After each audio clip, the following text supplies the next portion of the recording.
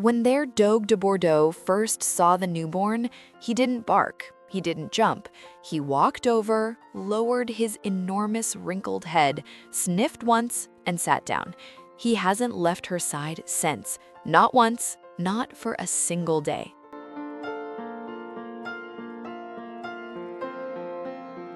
Nobody warned them about the wrinkles. They knew he was big, they knew he drooled. They had read every article, watched every video, talked to every breeder they could find. They thought they were ready for a Dogue de Bordeaux. They were not ready for the wrinkles. The first time they brought Henri home, he was 11 weeks old and already looked like a very old man who had lived a very complicated life. His face folded into itself in ways that seemed physically impossible.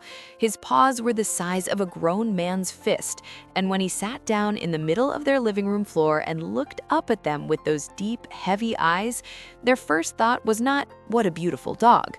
Their first thought was, "What have we done?" That was 4 years ago. Henri is 130 pounds now. The wrinkles have not improved.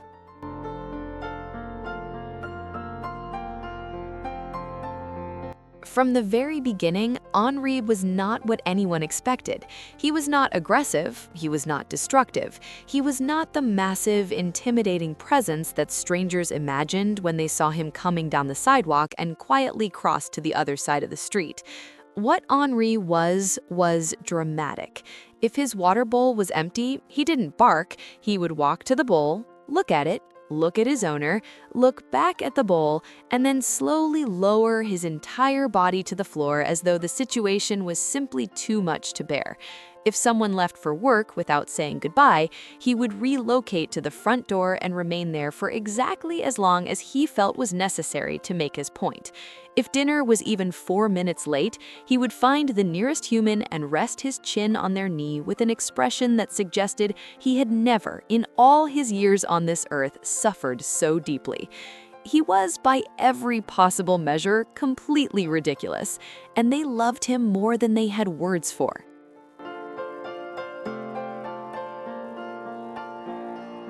The neighbors eventually stopped crossing the street. Once they saw Henri attempt to chase a butterfly, trip over his own ears, and then sit down and pretend it had never happened, the fear became something closer to affection. He had that effect on people, it just took a little time. Henri had one rule that was non-negotiable from the time he was a puppy. Wherever his people were, he was there too. Not nearby, not in the same general area, there, directly beside them, his weight pressed against their leg, his breathing slow and steady and permanent.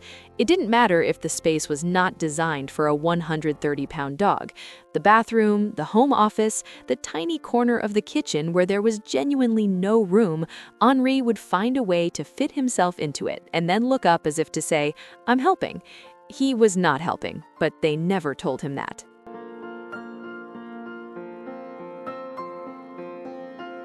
I see you still haven't subscribed. Honestly, that breaks my heart a little. Hit that button right now. Henri would want you to.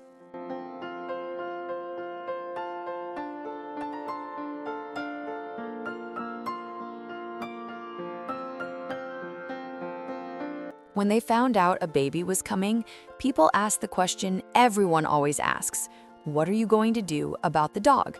They didn't have a good answer. Henri had never been around a baby. Henri had never been around anything smaller than a medium-sized adult human who could at least theoretically defend themselves. And Henri, for all his gentleness, was still 130 pounds of wrinkled, devoted, entirely unpredictable animal. They did what most people do. They researched, they prepared. They brought home a blanket from the hospital before the baby arrived so Henri could get used to the scent. They watched his reaction carefully, and what they saw was this. Henri walked to the blanket, sniffed it once, looked up, and then went back to the couch. They weren't sure what that meant. The baby came home on a Thursday afternoon in early spring. Her name was Rosie.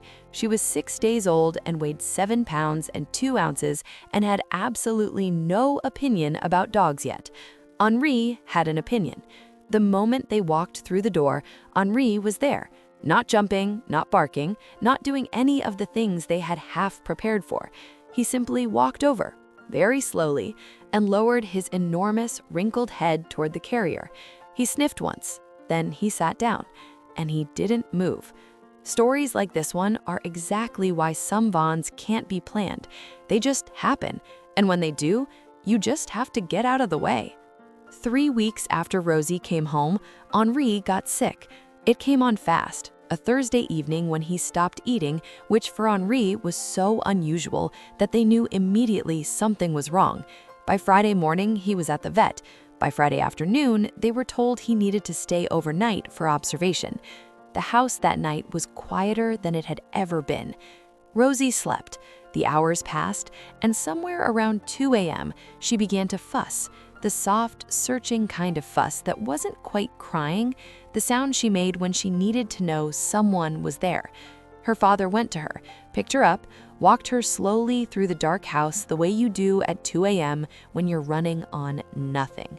And he said later that the thing that hit him hardest in that quiet house was how wrong it felt without Henri's weight somewhere nearby, how the absence of that 130-pound presence made the whole place feel like something was missing. Not just a dog, something that had become, without any announcement, completely essential. Henri came home Saturday morning. He walked through the door, went directly to Rosie's bassinet, and sat down beside it. Like he'd never left, like he had simply been away briefly, and now the correct order of things was restored. Rosie is 8 months old now. Henri has not left her side. He is there in the morning when she wakes up, his face appearing over the edge of the bassinet with an expression that manages to be both deeply concerned and half asleep. He is there in the afternoon during tummy time, lying close enough that she can grab a fistful of his wrinkled skin, which he tolerates with the patience of someone who has made a decision and intends to honor it. He is there at night, settled on the floor beside her, his breathing slow and even and steady. He is not a guard dog. He was never trained for this. Nobody told Henri that this was his job. He just decided, quietly, completely, and without any drama, which for Henri was the most surprising part of all. Some bonds don't need explaining.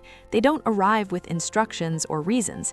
They just show up one Thursday afternoon, lower their wrinkled head towards something small and new, and sit down and stay.